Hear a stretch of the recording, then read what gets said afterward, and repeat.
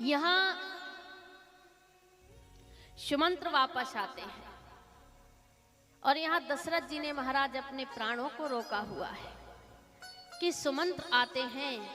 मैंने सुमंत्र से कहा है कि मेरे राम लक्ष्मण को वन दिखा करके ले आना। दशरथ जी ने देखा सुमंत्र खाली आए हैं। दशरथ जी ने कहा, सुमंत्र आपके साथ मेरा राम नहीं आया? मंत्री सुमंत्र नीचे देख रहे हैं। राजन, आपका वचन है कि राम तो 14 वर्ष के लिए गए हैं, लक्ष्मण गए हैं, देवी सीता गई है, लेकिन दशरथ जी का वह हाल है जैसे सुना मेरे राम नहीं आए, वो जो सैया बिस्तर है उस पर लेट गए और मैया कौशल्या को बुलाया। देवी कौशल्या, मुझे लगता है आज जो श्राप मिला था मुझे, वह श्राप आज सत्य होने वाला है। ये बात राजा दशरथ जी ने कभी देवी कौशल्या को नहीं बताया कि मुझे श्रवण कुमार का श्राप है कि मैं पुत्र वियोग में मरूंगा। ये बात आज बता रहे हैं। अगर राम नहीं तो दशरथ के प्राण नहीं। राम वन को जा रहे हैं, उनके साथ मेरे प्राण ही निकलते आ रहे हैं। हे राम की मैया, मेरे पास आओ, मेरे पास बैठो। देवी कौशल्या ने कहा, प्रभु आप सूरवीर राजा हैं, पराक्रमी राजा हैं, धैर्यवान राजा हैं, अपने प्राणों को रोकिए।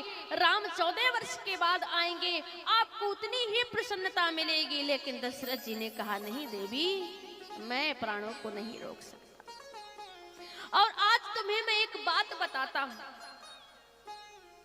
देवी, मुझे वो श्राप आज ज्ञात हो रहा है, जो श्राप मुझे श्रवण कुमार ने दिया था।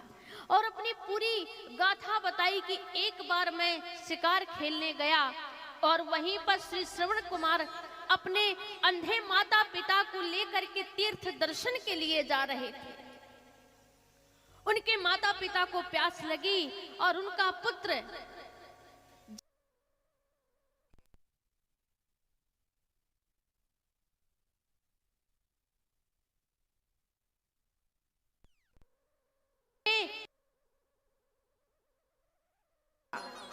शब्द वेदी, जहां से मुझे वो शब्द सुनाई दे रहे थे जल के, मुझे ज्ञात हुआ कि कोई सिंह यहाँ पर पानी पी रहा है। तो देवी, मैंने शब्द वेदी बाण मार दिया, जा करके श्रवण कुमार के हृदय में लगा। और जैसे श्रवण कुमार के हृदय में वो बाण लगा और हाय माँ, तो मैं गया, मैंने देखा, हे राम की मैया, मुझे बड़ा ही दुख हुआ, अपार दुख हुआ।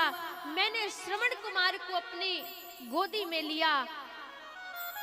उन्होंने मुझसे एक ही बात कही, हे राजन, आपसे कोई अपराध नहीं हुआ है, शायद प्रभु ने मुझे आज तक के लिए भेजा था, लेकिन एक विनती है, मेरे अंधे माता पिता हैं जो प्यासे हैं। हे राजन, आप ये जल लेकर के मेरे माता पिता को पिला देना, बस यही मेरी अंतिम इच्छा है। लेकिन उन्होंने ये भी कहा कि राजन, अगर वो तुम्हें पहचान गए तो वो जल ग्रहण नहीं करेंगे, इसलिए मैं वो जल लेकर गया माता पिता के पास श्रवण कुमार के। लेकिन उन्होंने कहा कि जब तक हम अपने बेटे की आवाज नहीं सुन लेंगे, इस जल को ग्रहण नहीं करेंगे। हालात कुछ ऐसे थे कि देवी, मुझे बताना पड़ा कि आपके पुत्र की मेरे द्वारा हत्या हो गई, गलती से बाण लग गया है। हे मैया, हे पिता, मेरे हाथों से पानी पी लो। लेकिन हे राम की मैया, हे देवी कौशल्या, उन अंधी अंधा ने जल को ग्रहण नहीं किया और मुझे श्राप दे दिया। हे राजन, तुमने बड़ा ही घनघोर अपराध किया है। हमारे बुढ़ापे की एक सहारा, बुढ़ापे की लाठी था हमारा बेटा, और तुमसे अपराध हुआ है।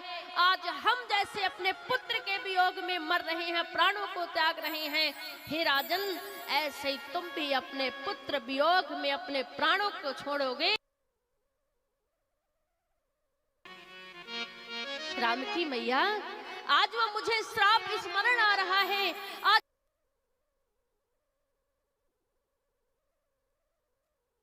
तो जाना है।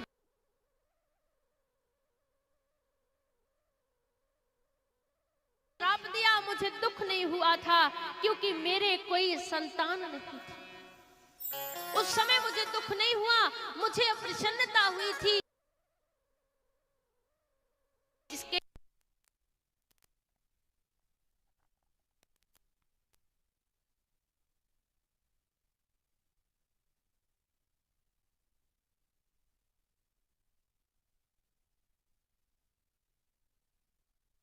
राम राम कहते कहते ऐसे सूरवीर राजा यशस्वी राजा दशरथ जी ने महाराज अपने प्राणों को छोड़ दिया। आज अयोध्या में वही हाल है जहां पर खुशियां थी, राम राजा बनेंगे, हमारे राम राजा बनेंगे। आज तो वह सूरवीर राजा दशरथ जी, ऐसा लगा जैसे सूरवंश का सूर अस्त हो गया है, सूरवंश का सूर डूब रहा हो। देखे, सब कहते हैं बुढ़ापे में बेटा का सहारा होना चाहिए, कहते हैं कि नहीं, बुढ़ापे में बेटे का सहारा होना चाहिए, बेटा जरूरी है। लेकिन राजा दशरथ जी के महाराज चार बेटे थे, लेकिन जब अंतिम समय आया, मृत्यु का समय निकट आया, महाराज एक भी बेटा सामने नहीं था। राम लक्ष्मण वन में हैं, भरत भैया और शत्रुघ्न जी ननिहाल में, एक भी बेटा नहीं था।